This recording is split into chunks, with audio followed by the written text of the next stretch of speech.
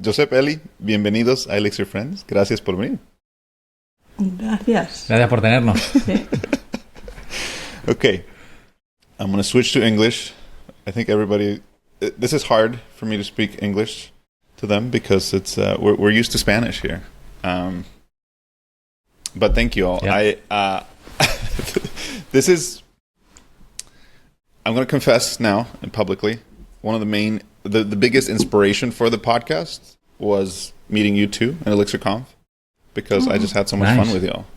So this is why I wanted to do this, so we could keep talking, so we could keep meeting. But yeah, I and I think actually something funny is that I didn't know who you were when I met you. Josep, do you remember when you came up to me and talked to me? No, if I'm being honest. Yeah, well, How romantic. No, I was really distracted with your words. I mean, yeah. I'm already. I mean, you just made my day, no? So by saying this, and now I'm nervous because of all the emotions that I have accumulated in the past. I don't know. But yeah, I don't remember.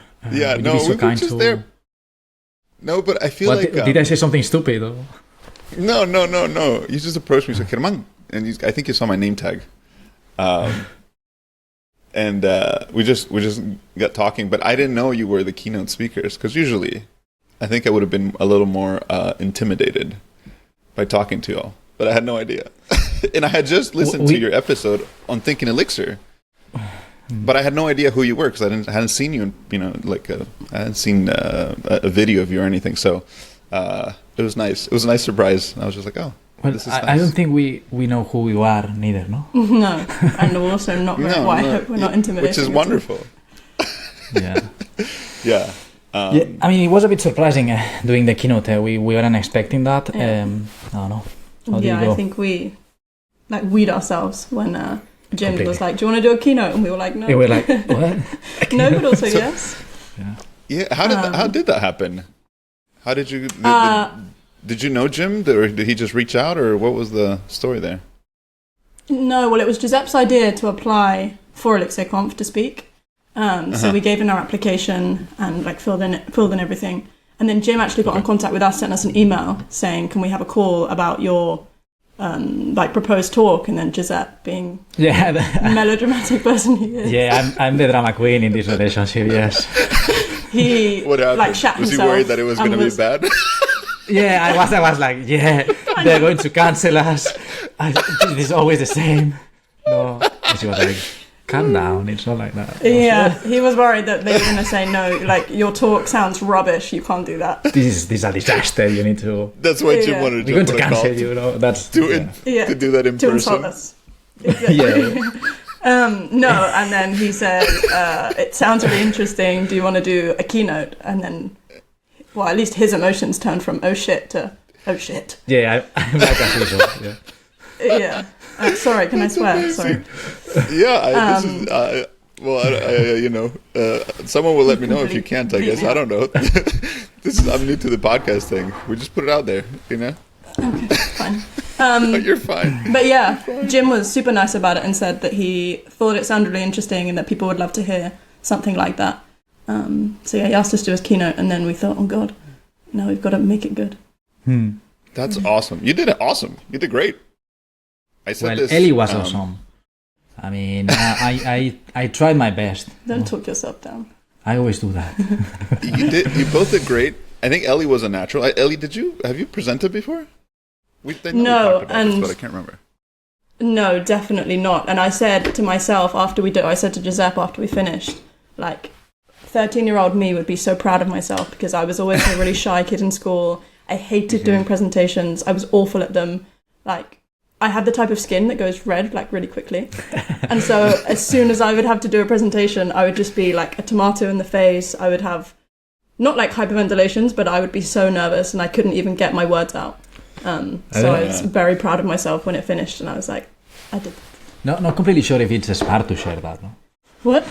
Yeah, to share that. Why not? I don't know. Well, if I can do it, anyone can do it. That's No, really well, the message. yes, that's a good point. I'm referring more to the getting red, no? Yeah, well, Yeah, that's true. fine. I do try and I try and hide that in adult life, but it doesn't work. Yeah, I don't know if you like board games, but we normally play with some friends this board game called the Resistance. I don't know how to explain it, but it's like you have two teams and they're bad guys and good guys, and she needs to play with a scarf. Yeah, so the good people have to find out who the bad people are, and it's all about lying. So if you're a bad person, you have to lie and say that you're a good person. And I'm terrible at lying, and I also go red, and so it's an awful combination. Yeah. So I have to play with almost like a balaclava over my whole face, so that you can't see my face or even my chest. It's awful. Yeah. Oh my gosh. So it went well. Actually, there was something amazing, and I don't get tired of sharing this because I was surprised. No, this is the first time that we speak in public, so we had like support of lots of notes in the slides, and there was a moment that we had to decide because we tried to like organize the slides, have different like clickers, one for me and one for her, but then eventually we decided that it was smart to just have one person that was going to control the I'm also a massive control freak, so yeah. also comes from that. Wait, I wanted to avoid mentioning that. It's okay. So we decided it was a couple decision, a joint decision, and that she was going to be in charge of the clicker. And I don't know if you remember, but we had some audio complications during the presentation. I think Ellie's microphone stopped like twice working. Yeah, twice. And she was. I was looking at the laptop. I was looking at the laptop and the notes of the presentation, and she went down the stage because they were fixing like her microphone, and I was at that particular point I was reading in the notes, and I was a bit stressed because I get stressed easily, and I was reaching the end of the slide, and I was like, I don't have the clicker. She's down. How am I going to change this? And she was like looking down. And she changed it without, because she remembered what I was saying in which part of the slide I was, and I was like, wow. And I think I haven't checked the full keynote, but I need to rewatch it because I think I said at some point when I was doing the presentation, wow. I was baffled by the fact that she did that. No, it was really cool. She was amazing. That very, very clearly, and you couldn't tell. You could not tell that Ellie had the clicker because the slides were just fine. How many times did you rehearse the talk? Because you did 1 million. About a million. Okay. Yeah. That's how you knew it all, and that makes sense. Exactly. I don't have a photographic memory like the tool. Like I can't see. If I looked at a page, I couldn't like reread it back to myself in my mind, but I can see like how big a paragraph is, or like how many words in a paragraph to like know that. So I find memorizing things a lot easier. And we had done it about 1 million times, because I also think why I was so stressed about presentations when I was younger is I would never prepare and just be like, oh, it'll be fine. Because she's too smart. Because I thought I was very clever, and it turns out Anyway, but we listened to a book which I feel like we should know the name of. Do you remember the name of it? Confessions of a Public Speaker? Yeah, Confessions of a Public Speaker. I don't know who it's by. But it's very good if anyone has a talk coming up. And the author in it says that if people tell you that they don't prepare for a presentation, they do, they're lying. Like you have to prepare. And if you're giving, if people are giving up an hour of their time to listen to you, like don't think that you can just go in there and not have prepared before, because that's kind of rude also. So we did a lot of preparation, and I think we gave the presentation on the Thursday and we got to Orlando on the Sunday, and we were doing like full run-throughs of the whole presentation. It was about 50 minutes long, maybe twice a day. Like twice a day. And we even we videoed ourselves. We also had it on a voice note, and we both run in the mornings, and so we'd like listen back to it on our runs. So it was full on. It's not easy to listen to yourself. Listening back to your own voice is... Well, no, for you it's different. Your voice, everything. You sound perfect, no? But I listen to my voice and I think I sound so posh and awful. Well, it's not posh, it's special. Well, for me it's really hard, because I feel like, wow, my accent is different. It's not my mother tongue, and I don't know what happened. I used to have like a fantastic American accent, but then when we moved to the UK, it's like my accent got like thicker. I think it's because my brain got messed up between American pronunciation and British pronunciation. But it's just I guess I don't know. So it's hard. And then other funny facts is that we were completely different in terms of body language. I was like this. Yeah. And she was wasn't moving. She was a robot. So still. Yeah. Yeah. And so we decided that I needed a bit more of his like dynamism. Yeah, dynamicness.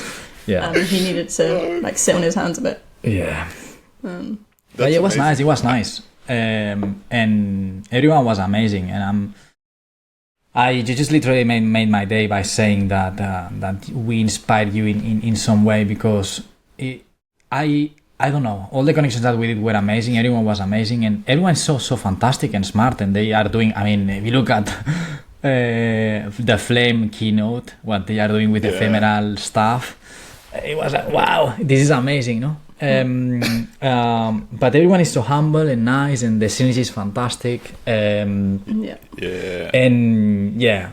about what to say about you? No, we fell in love with you, and I think it was because we didn't know who you were. I mean, I knew that I didn't know exactly who you were.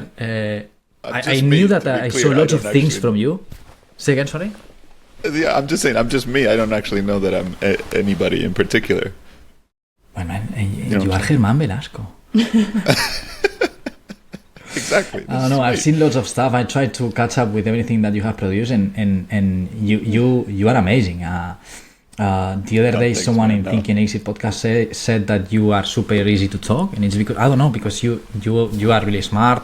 We saw your presentation also. Very good presentation. It was also very good. I even thought that there was something that you did, and it was a mistake, but it looked like it was prepared. I was like, wow, he's a natural, no? Yeah, I think it was a typo or something. Yeah, something. Yeah. This is prepared. I don't believe it. This is prepared. We were rehearsing like twice. Well, you look like a natural. Your presentation was great. It was amazing. Thank you. No, I prepare a lot too. I rehearse a lot.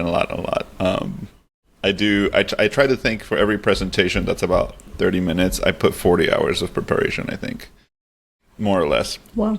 So that makes sense. But, yeah. I think that's kind of how I in my head, it has to go in order for it to go smoothly.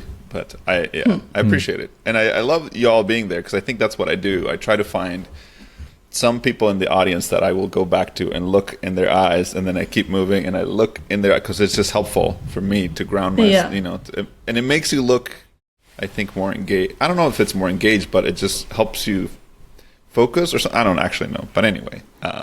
No, I agree. You were that person for me when I was like because I tried to make a conscious effort also, because the room was so big, to try and like look at each part of the room rather than just staring and doing my talk just to Germán, because I mean. But you were in the that big for everybody room. else. That's different. Yeah. You were also the same for me, and I think you were the only one that caught the reference to the Lord of the Rings when we were talking about one fight to read them all. Yeah.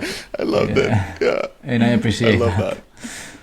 By the way, before when we were talking about this book of the Confessions of a Public Speaker, I don't know why I was remembering the chandelier. Do you remember that? Yeah. The guy says that in every conference room there's always an ugly chandelier. Because they're like usually in hotels or whatever, and they are like grand ballrooms that they put like some tacky fake diamond chandelier in it. Yeah. Were there chandeliers? There were multiple chandeliers in the ballroom that we were in. I think there was maybe like 3 or 4. Nice. Oh my god. He also says something interesting, because people usually say with public speaking you should imagine the audience are in their underwear. Yeah. But he says, don't do that. Don't do that. That's an awful idea. I don't know who came up with that, but don't do that. It won't get you anywhere. Yeah. I've heard that too, and I never want to do that. That's just bizarre. No, also, it sounds a bit creepy as well, doesn't it? Yeah, it does. It's like, I guess it's supposed to make you less nervous, but I think so. I don't know. Wait, I like the power posing. Yeah, I I like would that be more too. nervous. So Yeah. I don't know, but I did that. I like the PowerPoint. I also love what you did, and that's why I also said that you're a natural, because you did like box breathing or something like that, no? You did that exercise. Oh yeah, I did that at the beginning. Remember, I told you that I've been keeping that one. At some point, I would do that, and then I had too much time at the beginning, right? So it wasn't even the time for my talk, but I was already up there. So I did the box breathing just as an exercise. There's this really good talk from I'm blanking right now. He's an old colleague. I didn't really get to work with him. Ben Ornstein. He was in the Ruby community, and he has a talk on giving talks for developers, and it's really good. He talks about some of these things, and he always did weird things. I think he made everybody sing in a choir once, like he's in a choir, so he made everyone sing "Happy Birthday," the whole audience. So he had some good stuff. So I think that's kind of. I mean, at least he can sing.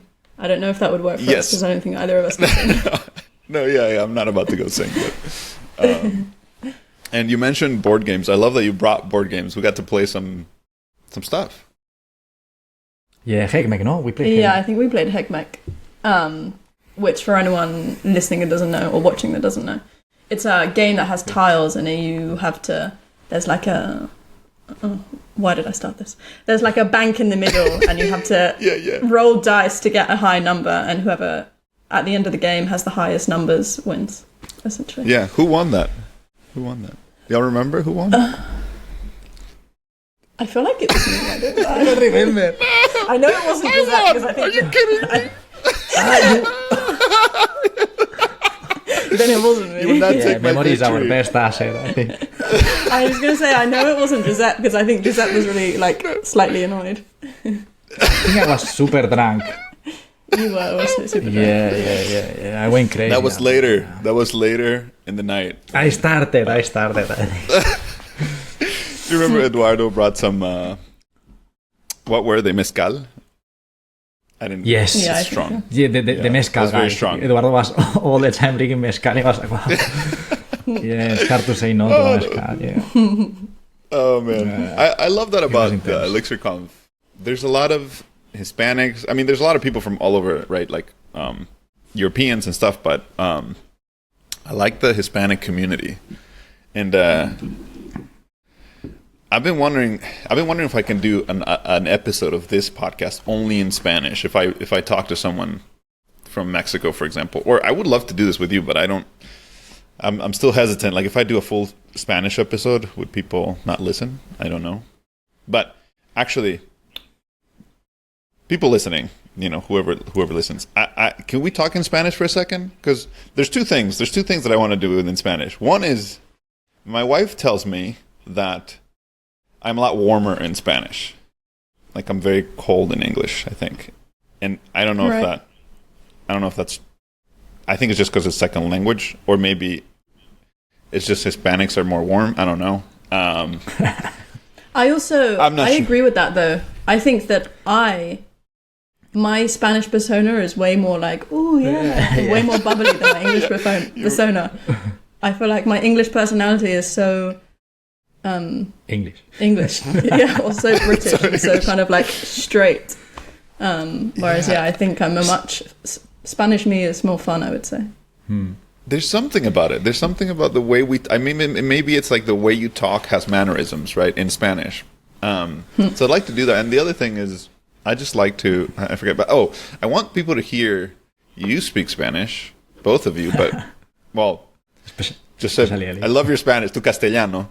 But it's always been amazing to me how Ellie speaks, because when I first met Ellie, I had no idea that you were not Spanish, right? Like from Spain, I thought. And Spanish people, forgive me, because I have never been to Spain, so I don't know. Maybe I'm saying something that I'm not supposed to. But you sound Spanish to me. You sound like your accent sounds great. So if you speak English. She sounds Hispanic, but not only Spanish, like not regular. I mean, she sounds Spanish from the hood, you know what I mean? Yeah, Joseph's friends. He has a particular friend, Alvaro, if you're listening. Hi. Yeah. Who always says, because my British accent is quite like posh accent. Yeah. And my Spanish accent I've learned from Josep, so I've been mimicking what Josep says. I'm not saying Josep's a chav or from the hood. Almost. She's kind of saying it. But She's kind of, I am kind of saying it in a nice way. But yeah, my Spanish accent is so different to my British one, which is quite funny. And his grandparents also, I might say something that might be slang that they wouldn't expect to come from, I don't know. But they are a bit posh also, so they would take that. Didn't you? What? I don't know if you want to share. You shared a story with me. What was it that you said in front of your grandmother I or said. something? So Josep, whenever Josep was going to the toilet when we were at home, he would say "voy a mear," and mear is a verb that means to piss. And so he was essentially saying, "I'm going for a piss," but I didn't know this. Because when you're learning a second language, if people don't tell you that a word is colloquial, you just think that's how you say I'm going for a wee. So then with his grandparents, I think we were at their house or at a restaurant, I can't remember. And I said to his grandparents, voy a mear, saying, I'm going for a piss. And then they thought it was the funniest thing, and his grandma was like rolling around on the floor laughing, like, oh, that's so funny. And I didn't understand what was happening. I was thinking, why are you laughing at me? I need a wee, can I not... Like, is it rude to say I'm going for a wee? Yeah, she looks so confused. We then got home and he was like, by the way, you shouldn't say voy a mear, you should say voy a hacer pipí. And I said, why not? And he was like, voy al baño. Because that's rude. Voy al baño, sí. Discúlpeme. Yeah, I think next time when you go to your families or something, I'm going to say I'm going to piss. Because I owe you that one. Yeah. Were you, Josep, were you worried? Were you like, oh no, this is happening? Or was that just funny? I was enjoying. I was with popcorn and enjoying the people laughing at that bit. It was amazing. Because I wasn't. The thing is that I wasn't expecting it. No, but there's been many moments. Not only with that, I remember. I have a lot of love with that to that moment. The one that you said, quien se pica come ajos. Yeah, there's a. I don't even know what the right way. No, quien. Yeah, maybe. What's the right one? Maybe I don't know. This is something in Spain. I don't know if it's something. Even Herman looks confused. Yeah, I don't know if it's something. It's just a saying. Saying. No, the proper phrase is quien se pica ajos come. Which means like if I say something and you get upset, it means that it's meaningful, no? Yeah, or like the thing that you're taking the mick out of someone for, that like there's truth behind it, which is why they're getting so like angry. God, kind of a bit like there's no smoke without fire ish. That's more. I don't know that one. Strict to the point. Oh, maybe that's a British one. Okay, maybe that's okay. Right. How do I explain that? No smoke without fire means that. Quien se pica ajos come. Is that what it is? Quien se pica ajos come. Sí. But I didn't know that, and for an English person, it means the same if I say quien come ajos se pica, or something like that. Yeah. Like just switching like the verb round in the sentence. And for me, it makes total sense because I don't know the phrase. And it actually does. I mean, but it would be like someone saying, I don't know, it's raining horses and cats. Yeah. And you'd be like, what? Whereas the phrase is, it's raining cats and dogs. Yeah. Yeah. Oh man. Yeah. So can we do a segment in Spanish? So if people are listening and they don't want us to listen to Spanish, fast forward a few minutes or whatever. I don't mind. But okay. Quiero preguntarles, ¿puedes contarme de esto? ¿Vas a correr una maratón? Primero que Eli dijo que los dos corren en las mañanas. ¿Son trotadores, son corredores? ¿Qué son? Sí, bueno, hacemos 5 kilómetros al menos cada mañana, lunes a viernes. 5 kilómetros. Los fines no hacemos nada y luego, bueno, tenemos una rutina más o menos que son 3, o yo al menos, son 3 semanas de entrenamiento y luego una semana de break. Sí, de no hacer nada. Sí, de descanso, gracias. De no hacer nada. Pero sí, ahora mismo Josep está entrenando para un maratón. Ahora mismo no porque tuve la brillante idea de entrenar. Yo hace tiempo que estoy entrenando muy intensamente. Yo como mínimo hago 5 kilómetros, pero si puedo hacer 10 ese día hago, depende de cómo me sienta por la tarde. Entonces hace 2 semanas tuve como una de las semanas más fuertes de entreno. Estaba corriendo casi 10 kilómetros cada día y el viernes me dio por hacer 46 kilómetros con la bici y luego por la noche hacer 10 kilómetros corriendo. Y dije, bueno, va, ¿qué puedo hacer para cerrar la semana? Voy a correr 43 kilómetros, voy a correr una maratón para ver cómo me siento, porque a mí me gusta mucho por ejemplo, está bien lo de competir, yo hago para estar con los amigos y todo esto, pero a mí me gusta mucho pues probarlo antes, ¿no? Y aparte probarlo solo, mirar cómo me siento mentalmente, cómo es esa lucha, ¿no? Y fue muy gracioso porque yo me fui el sábado y era el último día de la semana casi de entreno y estaba bastante hecho polvo de toda la semana y me fui a las 3 y creo que eran las 5 de la tarde o así y yo me había ido por el bosque tal, me había preparado, me había cogido un camelback, agua, recambios, alguna cosa para comer, me puse en modo avión el móvil y tal. Y Eli a las 2 horas estaba pensando que yo estaba tirado ahí en un ditch muerto y yo pensaba, a ver, No, a ver. ¿qué ha pasado aquí? Que, además de explicar, el día anterior, cuando había hecho los 10 kilómetros... Sí, me mareé un poco dizzy. Sí, se mareó, entonces tenía que ir a un súper a comprar comida y a comer algo y beber algo. Sí, me paré en una esquina y me comí un plátano ahí como un mareado. Sí. Entonces, el sábado cuando fue a correr, no me dijo voy a hacer un maratón, me dijo voy a correr, entonces yo estaba pensando... A lo mejor va a hacer 10 kilómetros. Sí, entonces, claro. 2 o 3 horas, Algo no, yo mucho. creo que fueron, 3 horas más tarde, le llamé, no sé por qué. Bueno, le llamé. Porque estabas ya pensándome que estaba muerto en una esquina. La primera vez te llamé porque sí. Y luego no contestaste. No era que no contestaste, es que tu móvil estaba como apagado, estaba en modo Bueno, avión. estaba intentando salvar... Y... Estaba intentando salvar batería por si me moría de verdad, pero podía eso, llamarte. Ya, pero eso no lo sé. Entonces le llamo y directamente me dice this person's phone Después is no not sé qué. available. Entonces, whatever. en ese momento ya ella casi voy a llamar. Si no me contesta aquí una hora, voy a llamar a la policía. No. Está Luego, tirado en no, un ditch. te estás adelantando. Bueno, Entonces, bueno. no cogió el teléfono y pensé, vale, qué raro. Entonces, le envié un mensaje diciendo ¿estás vivo? Y no, claro, no me contesta porque el móvil está en modo de avión. Le llamo una hora más tarde y sigue el móvil apagado. Entonces luego pienso, hostia, a lo mejor le Muerto. ha pasado algo, que se ha desmayado, estaba corriendo Dijo- al lado de un río. Exacto, ya se pensó que estaba al lado de un río tirado. Así. Sí, no, pero dentro del río, como boca abajo, muerto ya, y pensé, joder, ¿qué puedo hacer? A ver, si voy a la policía, les voy a tener que decir que ha muerto. O sea, ha muerto. Y luego he pensado, pero ahora que le he enviado un mensaje que dice, ¿estás vivo? Van a leer nuestros mensajes. O sea, pensar que lo he van a matado yo. pensar que le he matado yo y estoy haciendo una broma ahora de ¿estás vivo? Sabiendo que está muerto, entonces. Y yo corriendo, ¿eh? Y yo corriendo ahí, iba a 2 por hora que seguía corriendo yo ahí. Vale, desastre. Pero bueno, entonces acabó el tema, al final nos encontramos, vio que no había muerto, que seguía vivo. Pobre Eli, que solo estaba... Por cierto, hay una canción de Peret que me acabo de acordar que se llama El Muerto Vivo, que es una canción de rumba que dice que no estaba muerto, estaba tomando cañas, que son cervezas, ¿vale? Que ya te la pasaré, es muy buena. Y luego lo que me ha pasado es que después de esta maratón, pues llevo 2 semanas convaleciente, que no puedo hacer nada. Me salieron unas heridas muy grandes en la ingle y llevo 2 semanas en casa y tirado. Estoy muy pesado porque me he dado cuenta que... sí.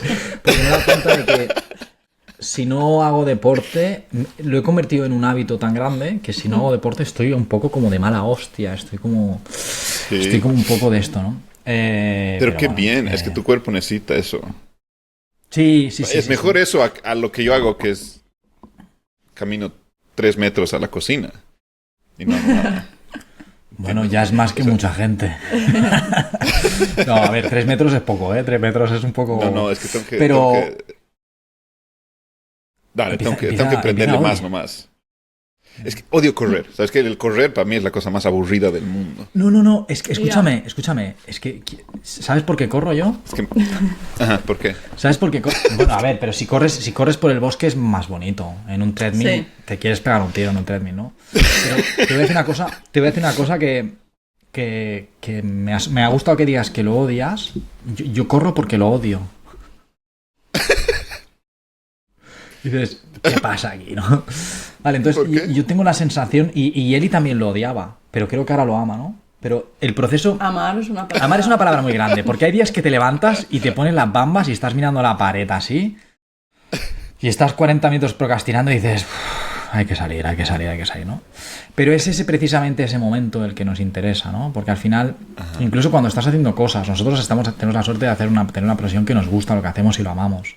Pero aún así hay días que dices, no me apetece mucho hacerlo, y no hay días malos en todo lo que haces. Y son esos momentos en los que tienes que sacar el heroísmo y hacerlo. Y por la única razón por la que corremos es porque es una cosa que lo puedes hacer en cualquier lado. Cuando nos fuimos a ElixirConf podíamos ir a correr.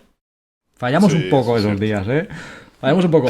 Pero al final durante esas 3 semanas lo importante no es ni la distancia, ni el pace, ni nada. Lo importante es que cuando tú tienes ese pequeño momento de lucha pequeña y dices, qué palo hacerlo, que consigas sobrepasarlo y hacerlo, ¿no?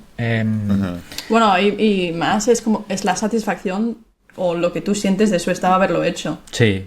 Es claro. lo he hecho. Y porque depende exclusivamente de ti, ¿no? Hay un montón de cosas en la vida que te pasan que por suerte, por desgracia, pues no puedes tener ningún tipo de control. Pero el hecho de poder decir, vale, esto depende de mí, salgo a correr, voy a hacer 1 kilómetro y volver, esto depende exclusivamente de ti y... Sí, pero también diría que aun si corres cada día, el acto de correr no se hace más fácil, quiero decir. No es que esté menos ahogada cuando llego a casa. Sigo igual de ahogada como el primer día, aunque el pace... De ahogada no, sí. Te veo con un pace bastante bueno últimamente. No, sí, pero lo que iba a decir es que aunque tu pace vaya incrementando, tú estás yendo más rápido, no... Claro, pero igual...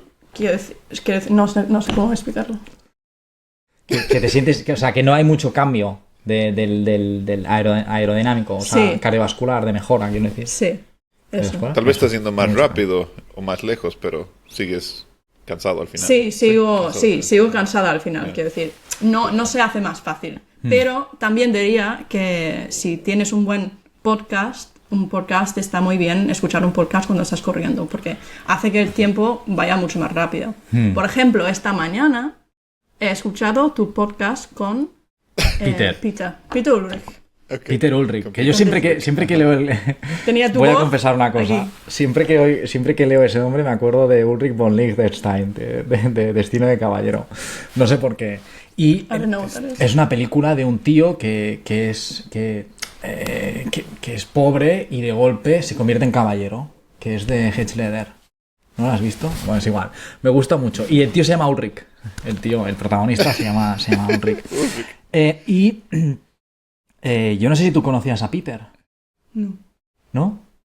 A mí me encanta Peter. Esta mañana, cuando estábamos viendo esto, me he dado cuenta que es brillante este tío. Es una pasada. ¿No? Sí, parece súper inteligente. Sí, hace ciertas cosas. Y vive en Holanda. Bueno, si algún rato van a ElixirConf Europe, yo creo que él va a ir, ¿o no? Sí, seguramente. Sí, yo creo que iremos el año que viene. Sí, tenemos que aplicar a la de marzo aún. Está en Polonia, creo. Sí. Tenemos ganas de ver a mucha gente. Se me ha olvidado el nombre de este chico, pero tengo unas ganas locas de verlo. Por cierto, hablando de conferencias, hemos aplicado a la de San Francisco. ¿Te hemos perdido o no? No. Sí, me perdieron un ratito, sí. ¿Me escuchan ahora? Vale. Sí. Okay. ¿Quieren cambiar de nuevo a inglés? Les voy a cambiar a inglés solo para... Vale. Yo creo que ya he perdido a todos los que están escuchando. Los he perdido, los voy a marear la perdiz. Está perfecto. But yeah, we're going to switch back to English. If you're an English listener, you're welcome back. I hope you enjoyed the Spanish, though. Anyway. Yeah. Was it more warm, though? If you leave a comment, we'll translate it for you.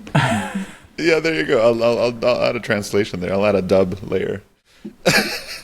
No, there's no way to translate the warmth, the beauty. The warmth. Exactly. Sorry, you were saying you're applying to conferences. Are you going to? You said one in San Francisco. What's in San Francisco? Codebeam? Yeah, Codebeam. Yes. It's next March. I want to say the 6th and the 7th of March or something next year. Yeah, it happened organically because we tried to stay in contact with Sophie De Benedetto. I don't know if you personally know her, but we are really keen to know her because she was the one that... Yeah, we've never met her in person. Yeah, and she's amazing, no? I mean, Was she the editor for the book or something, or how do you know her? No, she babysit the application process. And she even shaped it a little bit. At the beginning, we were not going to put distributed Erlang as a chapter of the book. It was her idea. And yes, we are super grateful because it was a fantastic idea. And also, we love her book, no? Yeah, I read her book a couple of months ago. Yeah, programming Phoenix Live View, no? Well, That's and one. Yeah. And she invited us to go to New York, but we couldn't make it. We were super for Codebeam Light, but I don't know, we were having a disorganized moment and didn't get our application in on time. I hope it was just a moment. But yeah, no, we were also reaching the end of the contract with one of the customers, and it was a big contract, so we were a bit overwhelmed. We were trying to reach everything that we promised that we were going to deliver, so we were a bit overwhelmed, and we forgot about the most important thing, which is applying for conferences to spend time with amazing people like you. Are you gonna go? No, I can't. To San Francisco. You're not going. I can't go to San Francisco. It's hard for me to go to conferences, to be honest. I try to save one conference a year if I can sneak away. Maybe if they're shorter, so Codebeam Light, maybe I could go. But I don't. It's hard for me to leave my wife with the 3 kids. They're still a little young. And once they're a little bit older, it's easier. But right now, it's like kind of demanding to leave her for many days. Right? Like when we went to ElixirConf, it was I went 3 days or something. So yeah. So I don't know. The East Coast is easier, so I wanted to go to the one in New York, and it just didn't work out because actually my wife also has a conference, for a one-day conference, and I think it's in Boston around the same time. Right. So, and she had already been accepted, so she won that one. But I don't know. I'll probably go to ElixirConf next year. I hope so. And then if I can do another one, there's one in Chattanooga here. It's called Gig City Elixir, I think, and that's really close to me. So I might actually go to that one because that's a drive.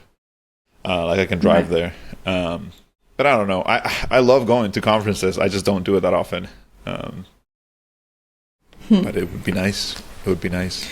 Well, we don't know if we're going to go to San Francisco, but if we go, you have to send us a cutout of your face, and then we'll take it with us. Yeah. just take me around. I'll send you an iPad. You just put me in a video. Yes. Walking around. Exactly. But it will be lovely to repeat Orlando. Yeah. I wish your ElixirConf were somewhere else other than Orlando, because I've already been there multiple times. But this next year, it's about the people. It's fine. It's about the people, and I think this is the last year in Orlando, and I think everyone should try to make an effort to come, because I don't know everyone else, but we are really excited about Super Nintendo World. Yep. We are obsessed with Super Mario. So did you go to the parks? You were gonna go the next, right? Weren't you gonna go with the when you were there? We did. It was awful. Yeah. We went to Universal on the Friday. I think you left in the morning. Did you? Really early in the morning. Yeah, sorry, I lost you. I left really early in the morning, like at 7:30, I think, that day. Yeah. So we went that day. We went that afternoon. And I think the last Justin's keynote was, I think, finishing at midday. And so we'd pre-bought a ticket on Monday. That was we didn't know, but there's 2 Universal parks, and so we bought a 2-park ticket for one day from 1 p.m. onwards. So it's cheaper if you go in the afternoon. And the guy at the hotel had told us that the parks were open till 10 p.m. So you would have loads of time and no worries. There's no rush. I'm not gonna lie, we were a bit hungover on the Friday morning. So, I was destroyed. When I say we, I mean Josep was hungover. So we took the day very slowly, and anyway, we ended up at Universal maybe like 3:30, 4 o'clock, and then we discovered that one of the parks was closing at 5 p.m. and then another park was closing at 8 p.m. because there was a Halloween event. Bearing in mind this was at the end of August. Yeah. Yeah. Yeah.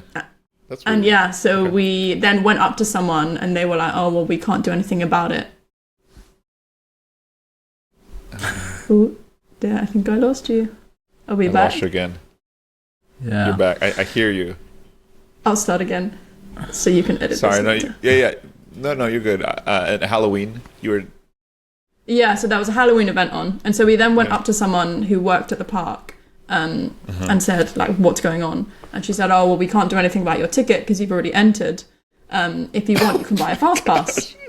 And we were like, right, so fine, whatever, because we were there and we obviously weren't going to have wasted $400 to get into the park anyway. So we thought, fine, whatever. We paid another $100 to get a fast pass. And then didn't get to go. I wanted to go on the Hogwarts Express, so we went to the park that was closing, then had to walk all the way back round to the other one. And then I think we went on about maybe 4 rides, and the big one, Velocicoaster. Velocicoaster, which the one that I was obsessed to. Yeah, it was like the only ride Josep wanted to go on was shut because there Because- was warnings of a storm or warnings of lightning. Even though it was very sunny, they said that it was threatening lightning, so then had to close the ride because it's really tall. I guess, I don't know. And then we went on Hulk, and we got like super dizzy, and we wanted to. We were a bit nauseous. And then, as a wrap up, we went to, what was the name of that one that you lost your sunglasses? Oh my god. Yeah, there was one of these like rides that goes all the way up and goes and like drops all the way down. So it's like really tall and thin, and all you do is go up and go straight down. Oh gosh, I hate And I those. had my sunglasses with me. Yeah, Giuseppe also hates flew those, up. but I love those ones. Yeah, and they flew up. Well, there was like a little thing at the side that you could put your stuff in, and I thought, I've only got my sunglasses, I don't need to do that.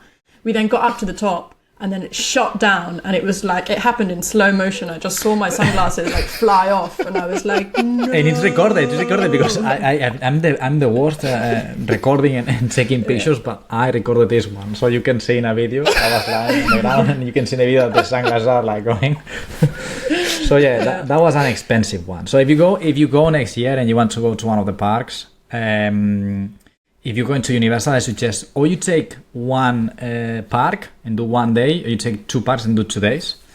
Yeah, you need more than one day. Yeah, but do it during the weekdays. Avoid the Friday, just in case there's another event or something.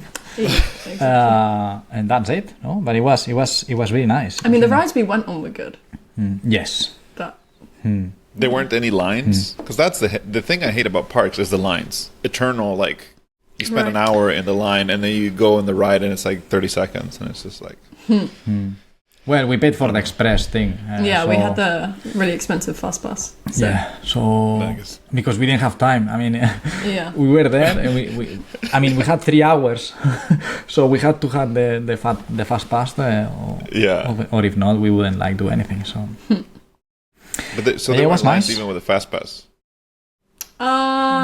Slight lines. I wouldn't Yeah. say they were very long. I mean, the longest line was probably there's a Harry Potter ride that you go through the Hogwarts Castle. And that one line, I mean, because you go through the Hogwarts Castle, I mean, I was a massive Harry Potter nerd. Like, I didn't find that line. It was maybe 15 minutes long with the fast pass, 10. But I enjoyed that because I was like, oh, that's Dumbledore's office. Oh, that's whatever. and I was like, okay. Yeah, just didn't care. I like Harry Potter. I'm a big so I think I would enjoy that. Yeah, that's awesome. Yeah, it was cool. Wow, awesome. Can I ask y'all one last question? I'm curious about the book writing process because you mentioned it was helpful to have Sophie. What was it like to write the book? And also, how can I buy your book? Come on, I want to buy the physical form. Physical. I want to have it in my hands, but I can't. Last I checked, I couldn't. There's the physical one is not out yet, right? Not yet. It's happening. Probably mid-November will be when it's available to buy physically. Right now, you can only get an online version, an ebook. Okay. But yeah, wait a month. Next month, coming soon. Yeah. Okay. And then if I You are take not the it, only will you one. sign it for me? Yes, of course. Yes. With my, I personally will do it with my face, like this, Put lipstick lipstick or something. on. Give it a kiss. Yeah. It's so apparent. Oh gosh. Okay. I'm not sure about that. He doesn't want that. Okay. Vetoed. I was excited about that. You can sign it however you want. However you Okay, sign it, I will accept that. It'll be a unique book. Okay, cool. Well, I'm looking forward to it. How was it? Sorry, how was the process of writing that book? How long did it take? A long time. 1 year, no? Yeah, over a year. So Josep first made the application in October of... What year are we now? Of October of 2022, so 2 years ago. She's saying Josep, but we did it. No, well, no, the book was originally your idea. Well, I mean, yes, but we did it all together. I mean, I don't know. I was on the sidelines at this point, cheering him on like a cheerleader. So yeah, he did the application in October of 22, and then I then came on board, I would say probably like December of 22. We handed in, I think as part of the application process, you have to like write a sample. And so we then wrote the sample and handed that in. I want to say at the end of January 23, we were signed and writing by March 23. And so we're now still in the editing phase, and it's October of 24. How long was the sample? They say it should be, I think, around 10 pages, but we were a bit extra and wrote a whole chapter and sent them a whole chapter, which is about 30 pages. Yeah. Got it. Wow. Under promise and over deliver. Yes. But yeah, I mean, it's been quite a long process. Well, I say it's been a long process, but I mean, we've got 12 chapters in the book.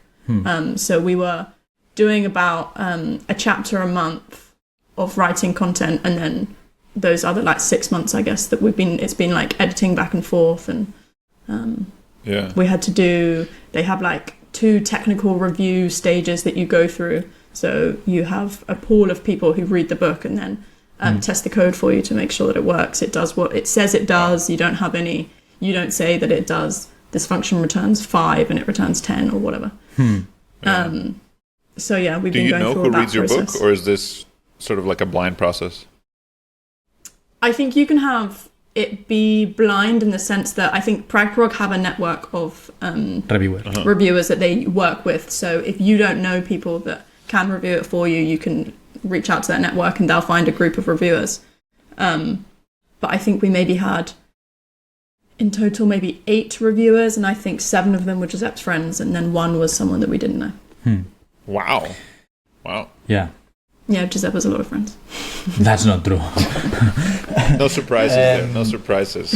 But I think it was. I mean, they were really, really, really kind. We didn't know anything about the writing process, and that we would be able to choose the reviewers, which was super helpful because, for example, in our case, we are touching lots of technologies, so it was really, really important that we could like handpick the right people, no? Because maybe we thought, we need someone that is going to like give us like more valuable feedback in terms of Terraform, so we can pick someone that is an expert or that we know that is good in that field, which was really, really useful. And Pragprog has been amazing during the whole process. I have to say that there are many things that we didn't know. And at the beginning when we were writing, we had like a really good pace. I think this happens with everything, any project that you do, no? But we were like writing the perfect content. We had like a perfect CI for each of the chapters. And you can see that when you get to the end line of the book, everything deteriorates a little bit. It's like, let's just hand it as it is. I don't care what it looks like, just deliver it, no? And I think it happens with all the projects. So that's why sometimes we think that project management and things like that is like, hey, you do what you can. You should things, and we try to stress the things also in the book. Perfection exists. It doesn't exist. Sorry. So try to embrace it. Do whatever you can and keep moving forward. No? Because there's always going to be. It doesn't matter how bad say you plan. There's always going to be something unexpected. And in our case, we had we didn't anticipate like the reviewing process, and that. There were 2 phases while writing the book that the reviews will come along and you would have, you have your pace, you're doing this stuff, which is okay, you need to deliver 1 chapter per month, which is intense already, while having customers and stuff with the company. So, and then on top of that, you need to include something else, which was unexpected, like the reviewings and things like that. But yeah, it was amazing. We broke up almost a few times. No, I'm kidding. I'm kidding. I think it's been amazing. I think I love her even more now. That's nice. Because it's been intense, but it's been a good intensity, no, I would say.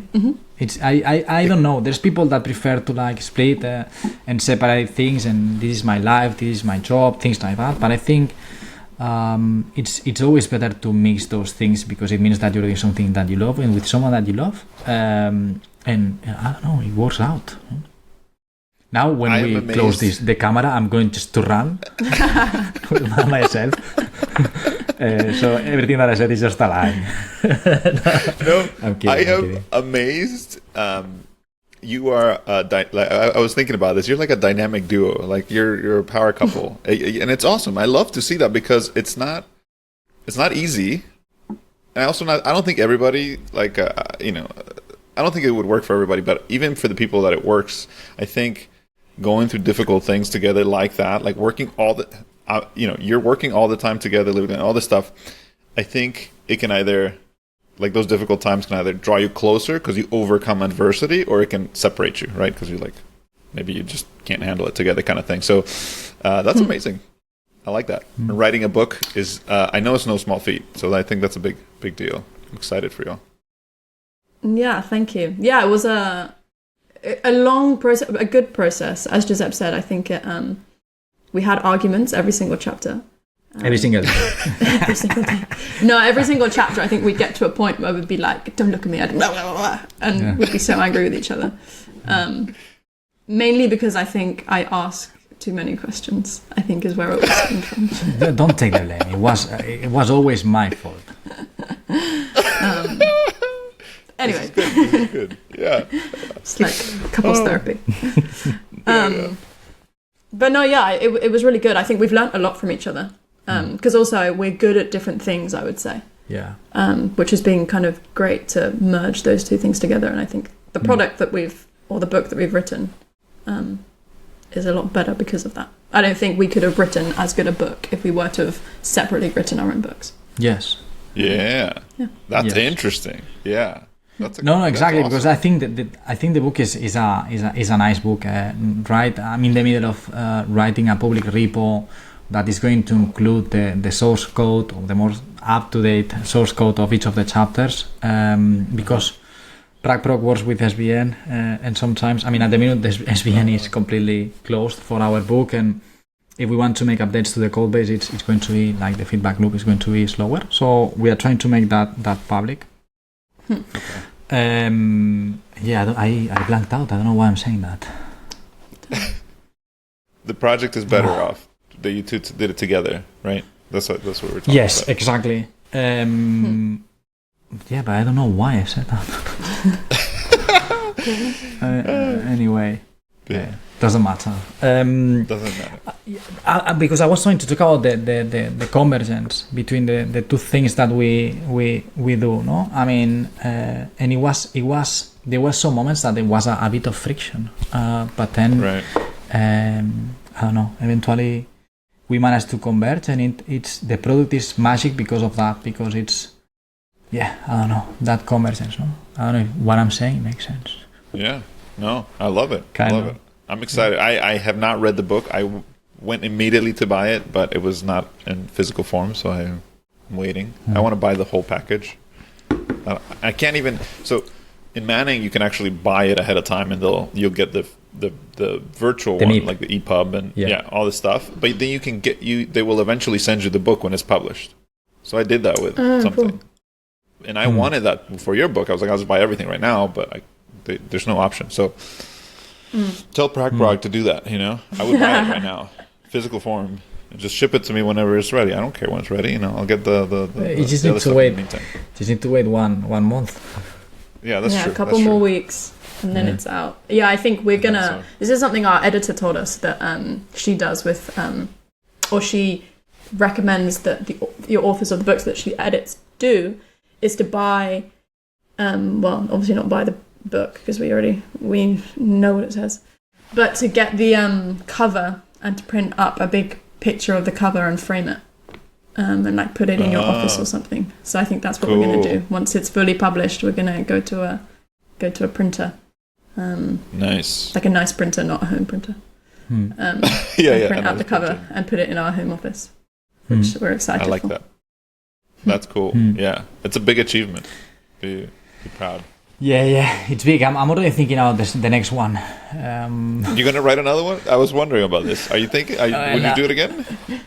Yeah, I'd say so. Yeah. Yes, I think it's beautiful to create stuff. It's a different way of doing stuff because this journey has been amazing, and we were doing it like for the sake of doing it. This depends on us.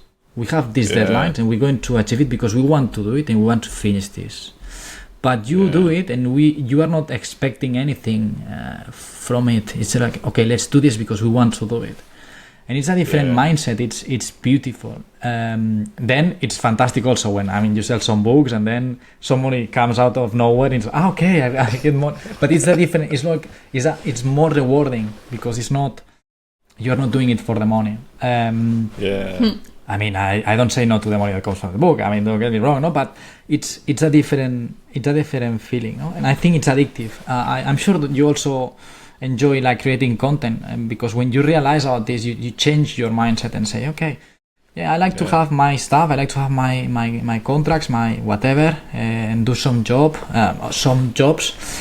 But I prefer to create content. It's more rewarding, no?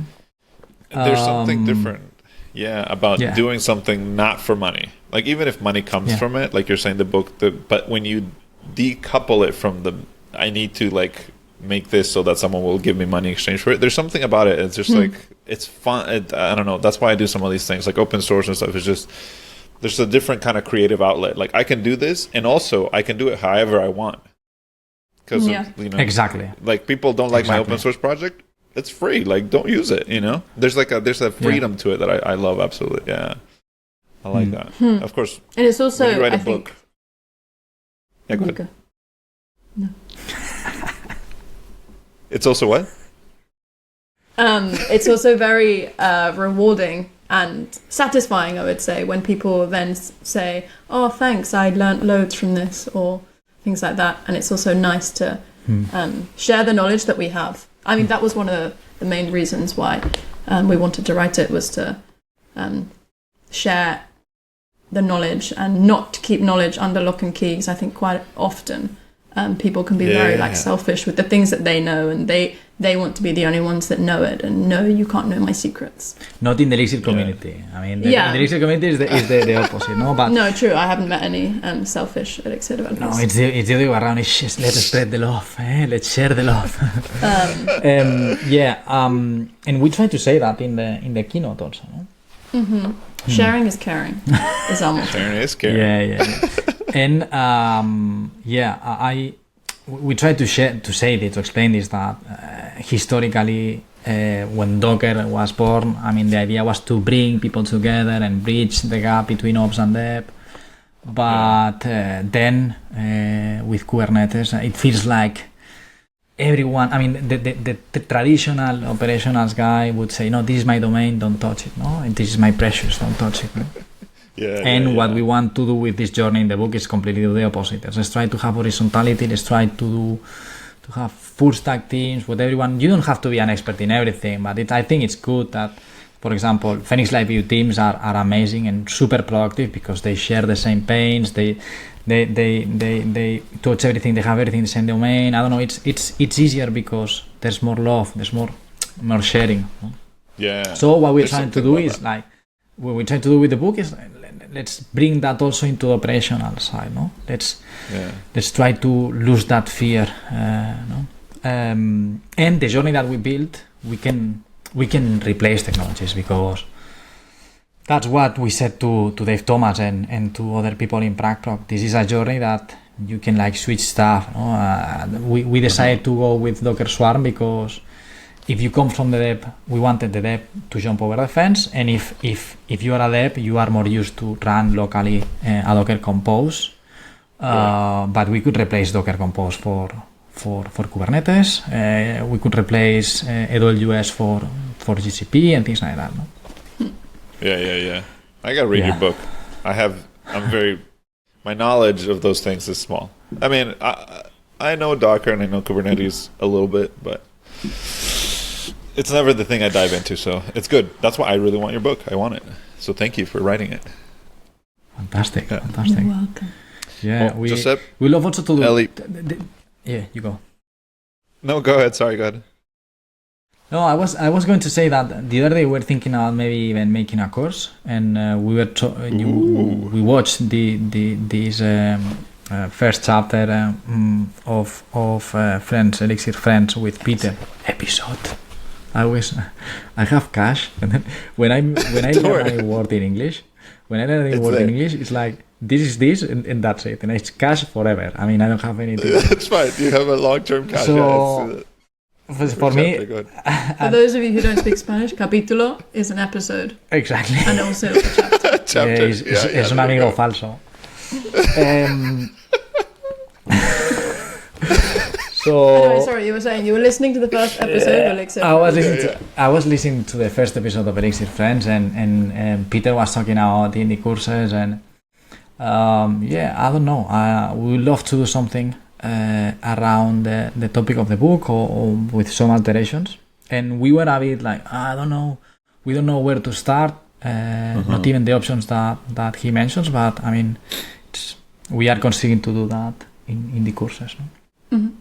Dude, do it. I think it's. I mean, there's definitely more money than in books for the course. There's also a different audience. Like some people love learning video. Some people like books. It's a lot of work too. So that's just, be aware. Yeah. It's a lot of work to do this stuff. But it depends how you want to do it, right? If you want to do it solo, or I don't know. I imagine there's services that can edit stuff for you if you want that or something like that. I've always done my own stuff.